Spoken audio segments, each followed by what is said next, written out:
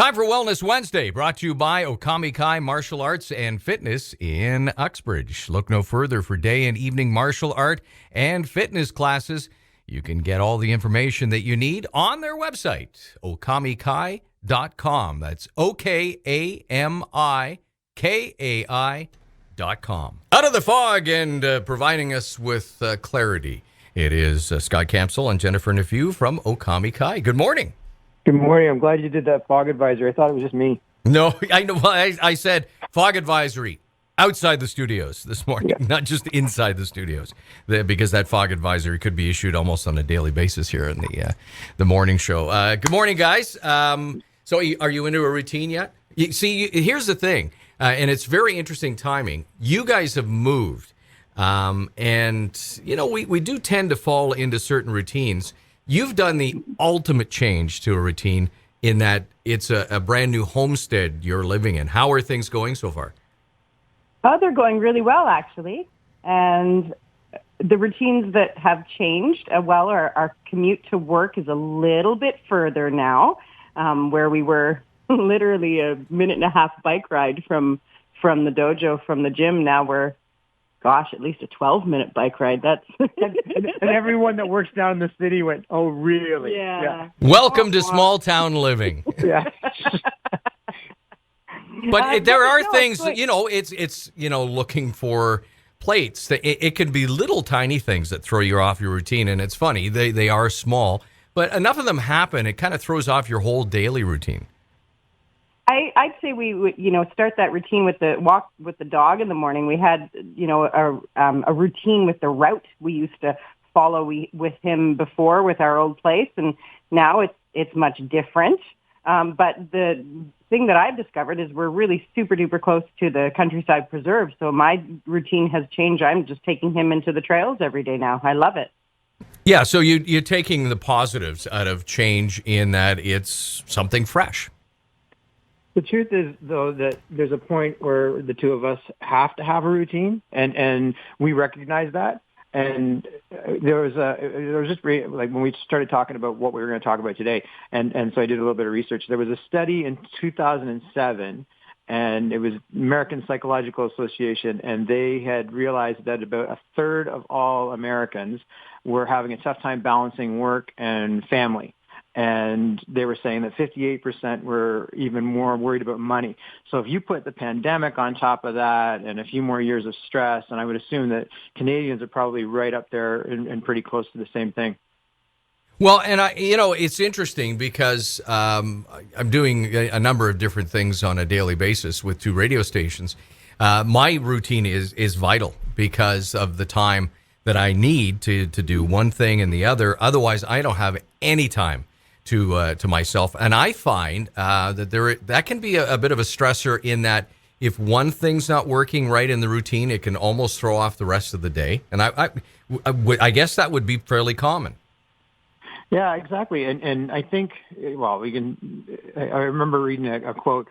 I'm believing it's Abraham Lincoln. He said, "If I have 8 hours to chop down a tree, I'm going to spend 6 hours sharpening my axe."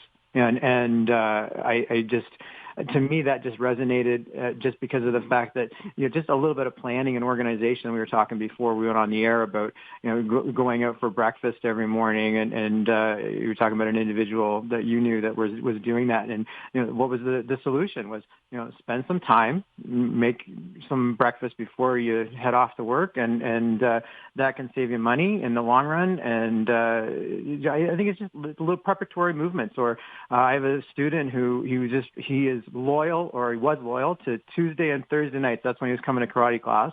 And then when we changed his schedule a little bit, he got higher rank, and I said, "Okay, I need you to help out on Wednesday nights."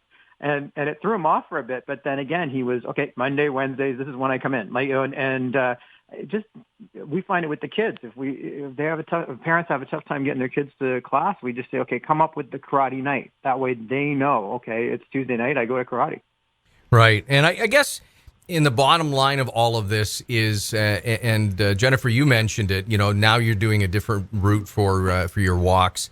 But there's a positive in that you're seeing things probably you hadn't seen before going on a daily walk and trying to find a positive when there is change to that daily routine.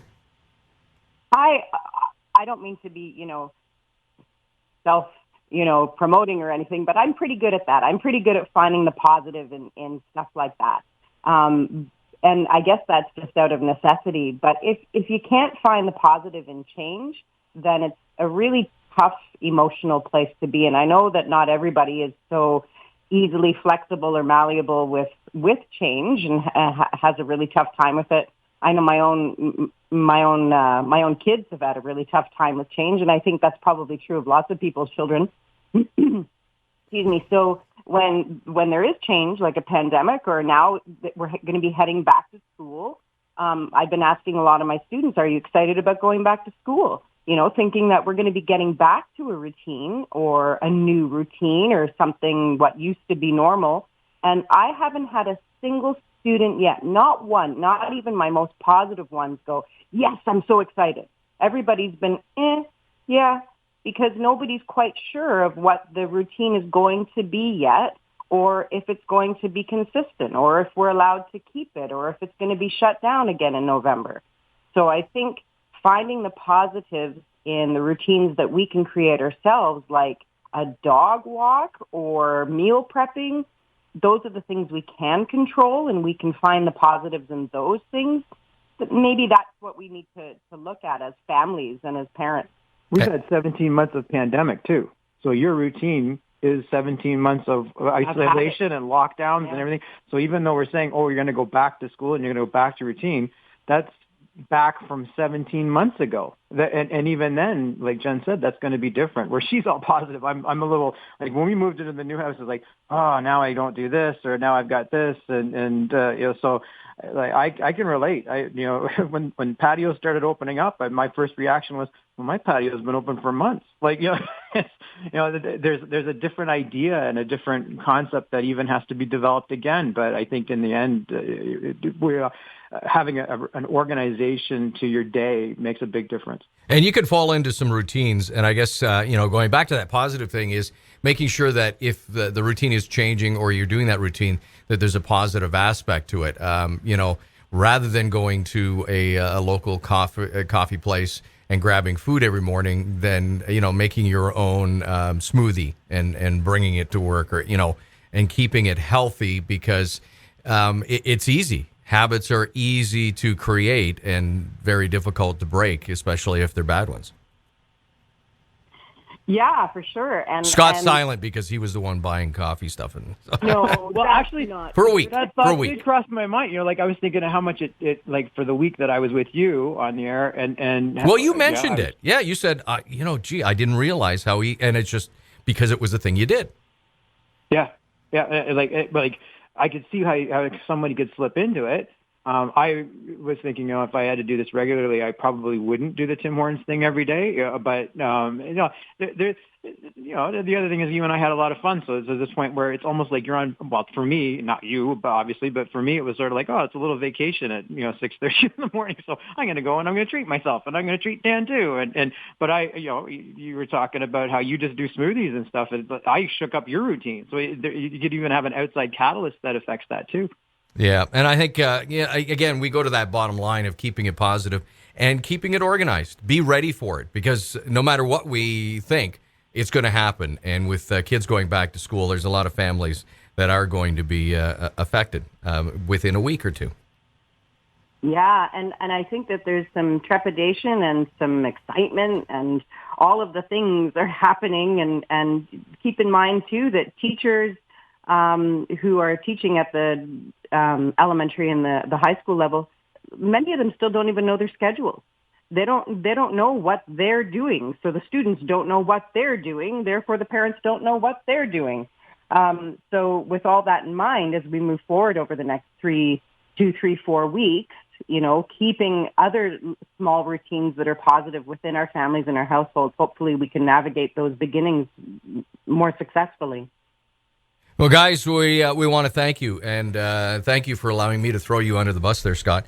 Aw. Getting used to it. Yeah, well, yeah, you know, I did drive the bus, and sometimes I do get distracted and forget you're standing in front of it. So, My new nickname now, Speed Bump. That's speed great. bump. Well, there you go. That was your idea, not mine at all. Throw it in reverse, Dan. Do it again. Not my wife. I am lucky. I get to live with her. You guys have a happy day together. Might be time for one of those dog walks. That's all. Guys, thanks for your time, and we'll catch up again soon.